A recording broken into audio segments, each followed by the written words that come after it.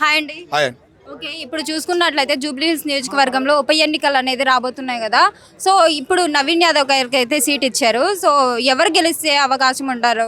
లేదంటే ఇటు కాంగ్రెసా లేదంటే బీఆర్ఎస్? బీఆర్ఎస్ అంటే హైదరాబాద్లో చూస్తే హైడ్రా దెబ్బ కాంగ్రెస్ పార్టీకి బాగుపడింది. ఓకేనా, అట్లాగే ఏంటంటే నవీన్ యాదవ్ గారు కూడా లైన్గా 2 సార్లు ఓటమి చూసినా కూడా జనం మధ్య ఉండారు. అది 50% ఉంది. అటు వచ్చేసి మాగంటి గోపీనాథ్ గారు కూడా లైన్గా 3 సార్లు గెలవడం జరిగింది. ఆ సెంటిమెంట్ వాళ్ళ ఆవిడకి బీఆర్ఎస్ తరఫున అటు 50-50గా వాతావరణం కనపడుతుంది మేడం. ఎందుకు ఆ మాట అన్నానంటే కొద్దిగా అగ్రకులాలు ఉండారు. ఓకేనా, అట్లు మిడిల్ క్లాస్ వాళ్ళు కూడా ఉండారు. ఓకేనా, ఇప్పుడు ఏంటంటే అగ్రకులం ఆమె నిలబడుతుంది, లోపల లో క్లాస్లో వచ్చేసి ఈయన నిలబడుతున్నాడు.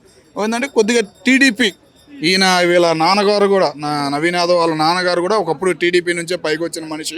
టీడీపీ సెంటిమెంట్ ఇక్కడ టీడీపీ అగ్రకులాల్లో కూడా టీడీపీ సెంటిమెంట్ ఉంది. టీడీపీ కొద్దిగా తప్పుకున్నా కూడా ఎటు మూమెంట్ అనేది అర్థం కాని పరిస్థితి. ఒక రకంగా లోపలికి చూసుకుంటే కాంగ్రెస్ పార్టీకే సపోర్ట్ ఉంది. ఒక 2 సంవత్సరాలే కదా, 2 సంవత్సరాల తర్వాత మళ్ళీ ఎలక్షన్లు వస్తాయి. కాబట్టి నవీన్ యాదవ్ గారికి 90% జనం మొక్కు అనేది ఉంది మేడం. అంటే మరి బీఆర్ఎస్ నుంచి అంటే మాగంటి గోపీనాథ్ వాళ్ళ వైఫ్ అయితే నిల్చున్నారు కదా. సో సింపతి గెయిన్ కోసం లాగా ఏమన్నా నిల్చున్నారని చెప్పుకోవచ్చా? అంత మీరు అన్న మాట నేను చెబుతున్నాను మేడం. అదేంటంటే అంత హంగామా కనపడదులా. బీఆర్ఎస్ ఇంకా హంగామా ప్రోగ్రామ్ చేయడం కానీ, బయటకు వచ్చి మాట్లాడటం కానీ, మన బతుకమ్మ ప్రోగ్రాంలు చేయడం కానీ కొద్దిగా చేయాల్సింది. ఏమి ఎక్కడ చేసినట్టు జనాల్లోకి వచ్చినట్టు కనపడలేదు. సింపతి ఉంటుంది కదా మేడం, మీరు అందరూ కరెక్టే. ఆ మూమెంట్ రావాలి, ఆమె కొద్దిగా ప్రయత్నం అనేది చేయాలి. ఆ ప్రయత్నాలు ఏమి కనపడలేదు కాబట్టి జనంలో ఇప్పుడు ఎవరు కనపడుతున్నారు? ఈయన కనపడుతున్నాడు బాగా. ఓకేనా, అట్లాగే అధికారం పార్టీ ఏదో ఉంది, కాంగ్రెస్ పార్టీ ఉంది.